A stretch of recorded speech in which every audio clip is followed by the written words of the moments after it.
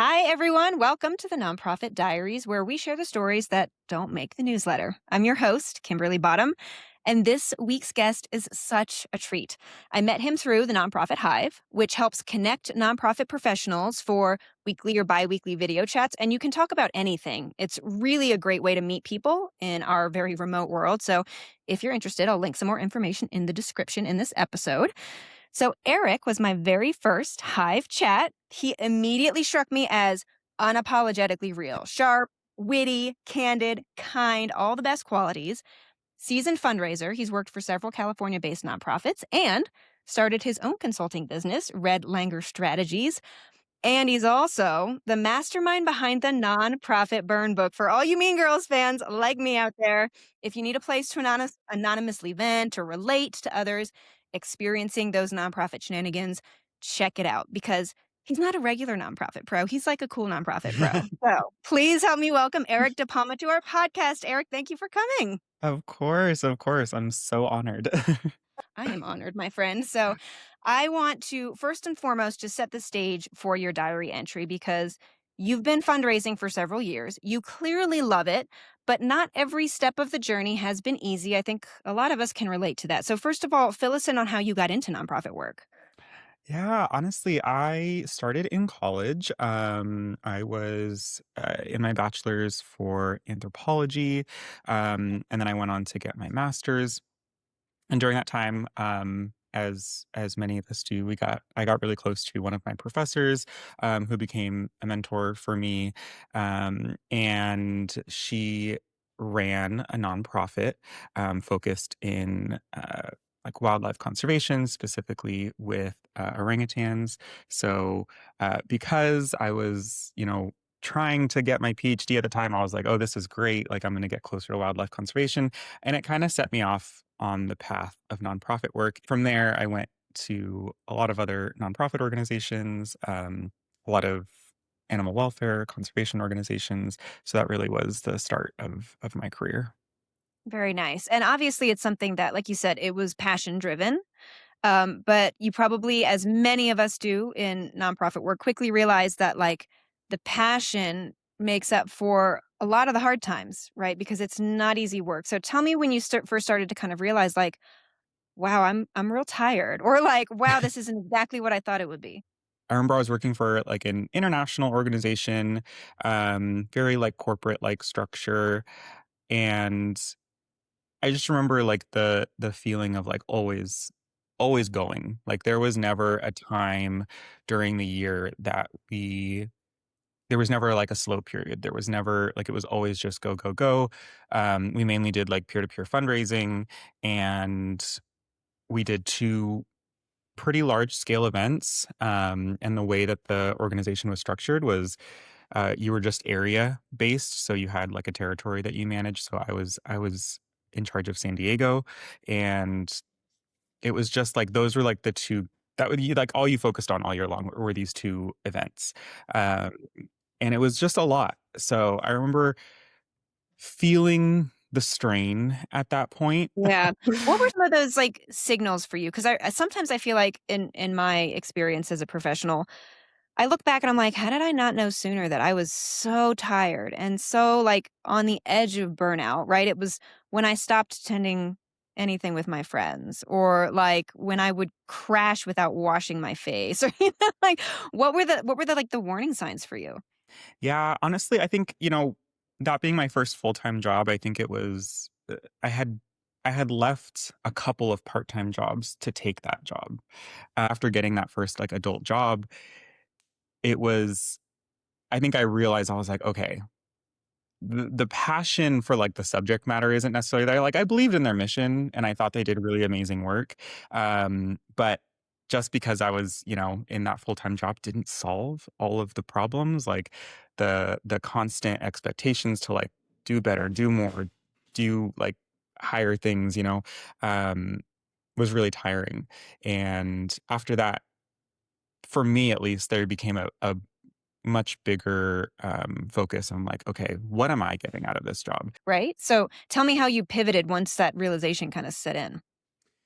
Yeah, I think I went on to do to go back into, like, animal work full time, but in a Mhm. fundraising capacity. So, like, this was my first time, being in, like, that full-time fundraiser role after doing it, like, part-time on and off for a couple of years. Um, and I learned a lot. I was working at an animal shelter. It was a really amazing organization, but unfortunately, like, the culture just wasn't there.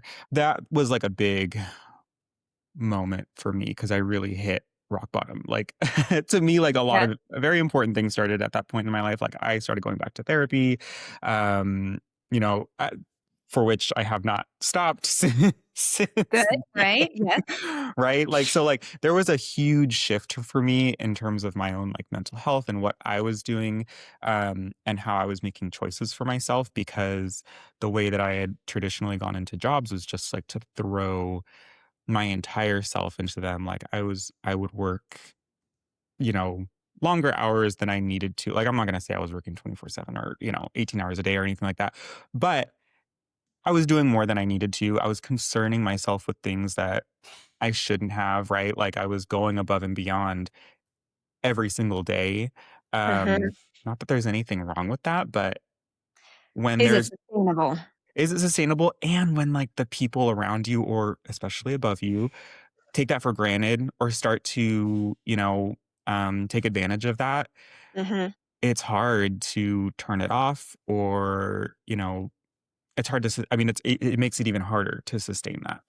Yeah. So, it was a tough, like, learning curve over a couple of years. Mhm. But I don't know. I think that finally I was like, okay, so nonprofits aren't inherently better than corporate America. Right, in terms of and I mean, nonprofits are serving the world's issues, right? Like, we are actually working to make the world a better place. Mhm.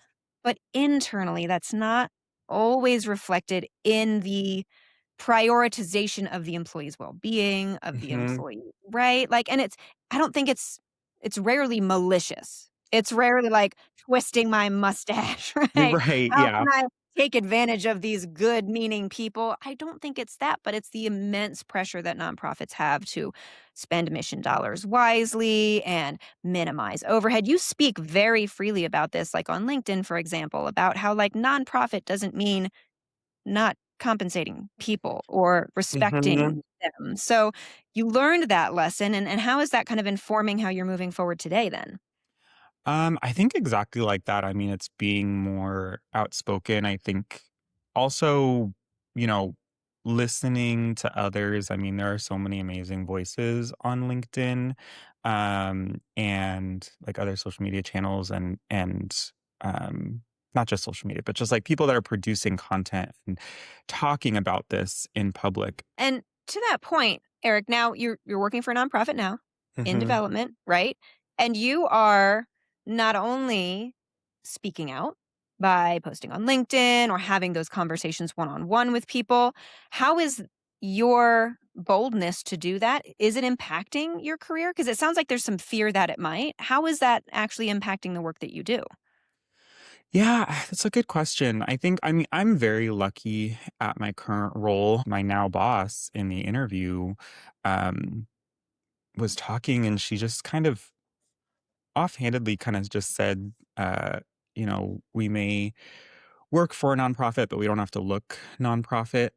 I Green thought that flag. was just, yeah, I was like, I thought that was like such an interesting statement. And I had never heard, I don't know, someone say that, especially in a nonprofit leadership role. Um, and I really respected that. And I thought, okay, this seems like a different environment and something that, would be good for me. I think it was the first time where I was like, okay, I don't have to be agreeable in order to do my job well. Like, I don't have to be a yes man. Being able to acknowledge when something doesn't work, I think is really important. Mhm. And, while I do feel very lucky and privileged to be at an organization that I am at, it's also not perfect. Right. And, there are definitely tense days. There are days that get out of a meeting and I'm like, oh, I I should have come at that a little bit differently. Right. Um, but we're all human, and I think we just need to give ourselves a little bit of grace in that respect, but also be able to call out like, okay, I'm not being treated fairly, or the organization is doing something that I don't agree with. But like that's not my decision. So like I'm here to do my job, and that's it. For anybody who's listening to this going, okay, I feel this in my soul, right? Like, this is where I am right now, or this is where I used to be. Are there any things that you could recommend, whether it be, like you said, elevating your voice on social media, seeing a therapist, right? What are the best practices that you've learned that help you balance that work life balance while still serving your nonprofit? I mean, definitely my biggest thing that I've come to appreciate is finding community. Um, and that could be anything. The nonprofit hive is perfect for that. I have found so many connections, not even just through the meetings, but through their like founder Tasha and um, Nicole. Like they are amazing at just connecting people. So I think finding a place like that, if you're not in a space or an environment where you feel like that you can really connect with people, finding a space where you can, uh, and just talking. I think that's just the most important first part. Yeah, exactly, exactly. Well, and honestly, that's kind of what I hope to accomplish with a podcast like this and a community like this, which is like, let's all just come together and go, yes, same. Right? Even just knowing you're not alone is something that will help you take that next step, right? To Mhm, bettering yourself and knowing that, like, you're not broken for feeling this way. You're not ungrateful because you work for a great organization and are yet feeling suffocated. Like, those are all fair things. You shouldn't judge your own experience so harshly. And I know we all do because the people working in nonprofit work are the best humans out there. So they just want to be good humans. So I appreciate you. All the people who are watching this episode that are going to go now, follow your page and the Nonprofit Burn Book, and all those things are also going to appreciate you. More information on the Nonprofit Hive and the Nonprofit Burn Book are going to be in the description of this episode. Go engage with those things, get a little catharsis in your day, a little connection. Thank you all so much for joining. This is your reminder to prioritize self care. Go drink some water, hydrate. You're doing great, and we appreciate you being here. Thank you guys so much. We'll see you next time.